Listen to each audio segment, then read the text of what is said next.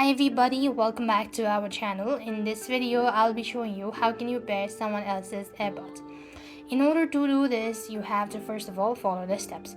So I'm just gonna quickly show you with the camera what it actually looks like. So you want to make sure that you already have AirBuds, and then you want to open this up with the lid on it.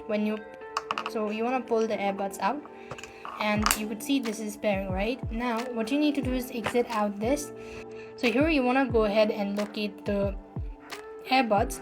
So when you locate it, so you simply want to click that out, and when you have this connected, and when you see something like activated 100%, or when it shows the battery life, this means that the AirBud has already been connected.